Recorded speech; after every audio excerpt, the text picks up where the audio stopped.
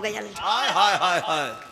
यह बात के मल्ले पिताजी अपने दिल के थमले हुआ, अपने बहू के बोलौला कहले गीता, अरे बहू तुम पागल हो गई हो, अरे अपना बेटा यमराज है, पहचानने की कोशिश कर, नहीं पहचान रही है ना, इसी समाज के लोग मजा लेंगे, पति शहीद हो गया, गीता अपने पति को नहीं पहचानी।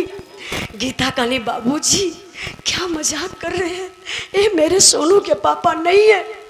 पिताजी बुलाई के लसिया के यहाँ बैठौले, अये बाबू है ये कफनवा हो, पैरवा से ये झंडा तिरंगा हटावत हुए, पैर में एक बचपन के चोट का निशान रहा है महाराज के, जो बाप जानत रहा, बचपना का चोट वोट अक्सर माइये बाप जाने ल, बाप देखौले ये चोटिया कहले देख रे गीता, देख बचपना में हेमराज पेड़ से गिरा था, देख ये चोट लगी है ना, ये चोट गवाही कर रही है कि अपना बेटा है।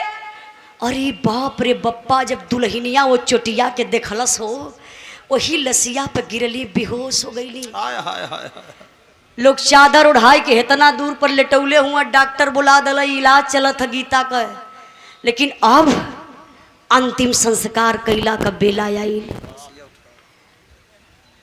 सारे लोग जुटे हुए हैं, भीड़ बड़ा अपार बा, पिताजी लसिया उठावत हुआ, उठती ना बा, उ लसिया ओजन होत चल जात बा, अच्छा दूसर कोई उठावत तो लसिया झट दे उठ जा, लेकिन वो बाप,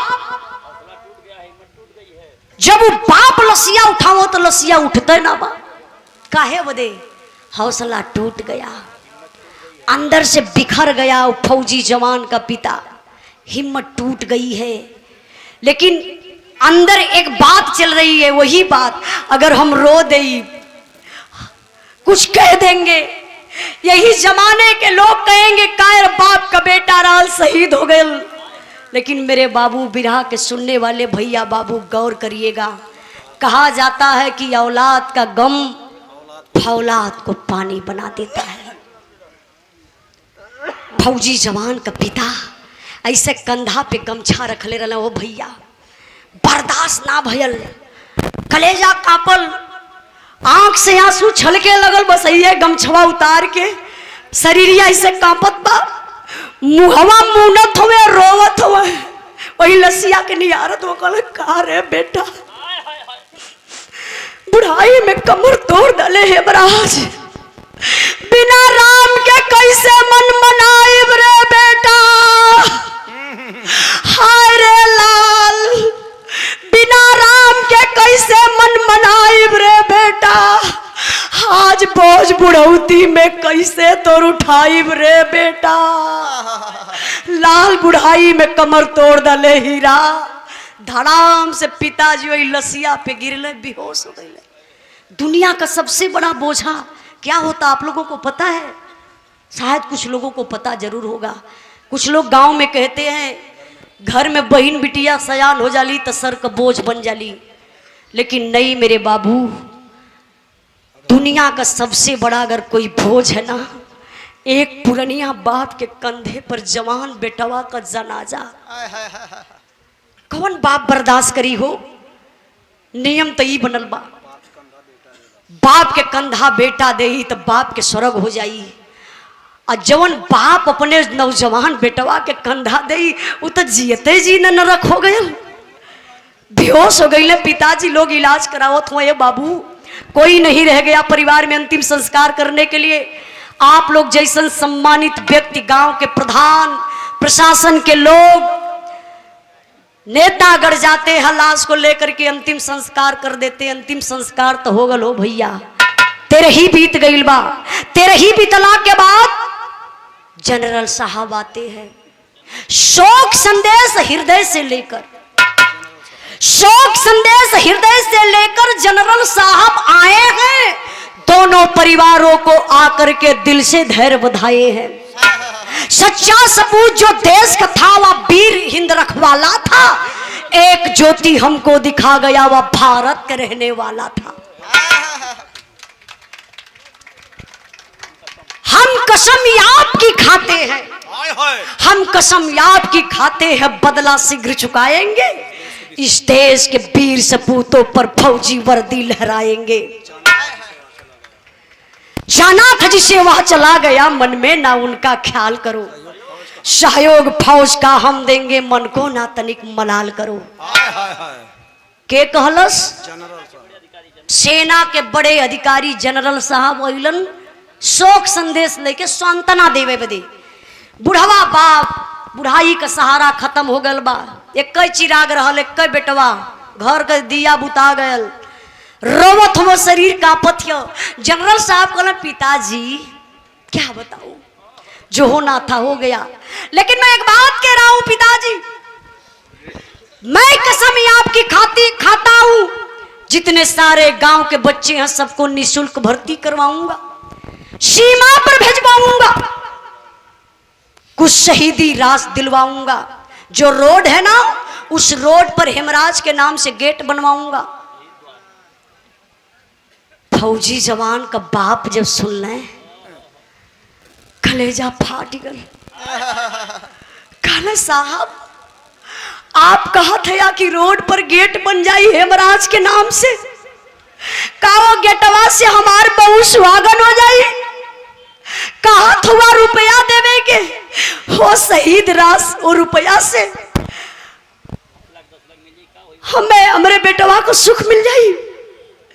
हे साहब ना चाहिए आरती, ना चाहिए भर्ती, ना चाहिए चौराहे का मूर्ति, साहब एक चीज चाहिए, अगर देवल चाहत हुआ तो कह दे। जनरल साहब कहला हाँ पिताजी बोलिए आपको क्या चाहिए। बिरहा के सुनने वाले भैया बाबू ध्यान दीजिएगा, बिरहा का आखिरी पॉइंट आखिरी लाइन बा, ओ बुढ़वा बाप का मांग बा। का मांग बा मास्टर साहब? तनी से ही एक ब्रेक छोटा सा बोल नहीं भैया, यो जरूरी बा, कहां सब खत्म है बा, बिरहा पर ध्यान दे।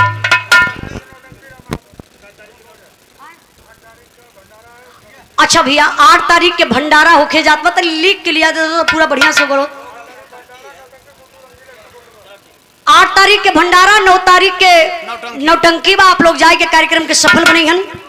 गुड्डू रंगीला का भैया बोलवाला यही लगले, हाँ यही लगले बोल दे। बुढ़वा बाप का मांग बा, का मांग बा मास्टर साहब?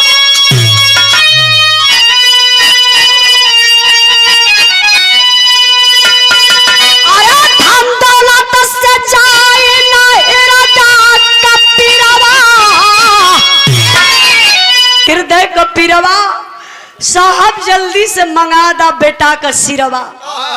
कहे साहब हमरे हिंदुस्तान कई दुश्मन बा पाकिस्तान, जो हमारे लाल का सर काट के अपने पाकिस्तान में रखले बा। साहब वो जबले जी अब तबले तड़पब, मर गईले के बाद हमरे आत्मा के शांति स्वर्गों में ना भेटाई। ए साहब आरती भरती रुपया पैसा कुछ न चाहिए, बस हमरे वह लाल का गर्दनिया पाकिस्तान से मंगाए दे। ए बाबू जनरल साहब वापस चले गए, कुछ नहीं पता चला, लेकिन दूसर द्वार करे बदे के गयल। भैया ये लाइन पर ध्यान दिया भैया, भैया दूसर द्वार कर बदे के गल बा मास्टर साहब।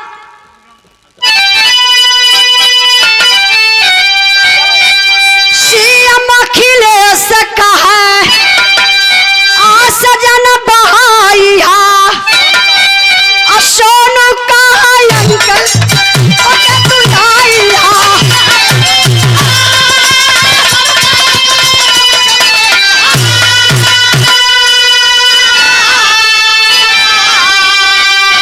और सोनी का मुख्यमंत्री का पहला निरवा। अरे भैया टोपी वाले के आगे वाला भैया जानते हैं आज का नेता वो बुढ़ऊ दादा लोगों का तो हक ही खाई गई। आप लोग देखा तो ना वृद्धा पेंशन मिलत रहल, खत्म हो गए। वृद्धा पेंशन के भाई बहुत पता नहीं, हाथ उठा के बताई तो ना मिलत बा, सब बंद हो गए। देखिए राजनीतिक मंच ना कि हम राजनीति का बात करी, कैसे सार्वजनिक मंच, लेकिन कभी कभी सच्चाई बोलना पड़ता है। बिरहा का आखिरी लाइन आखिरी भाव बा, और 500 रुपए का पुरस्कार देकर के संतोष भैया सम्मान किए, और 100 रुपए का पुरस्कार बुधिराम गौतम सेक्टर प्रभारी पशपा शाहपुर के धरती से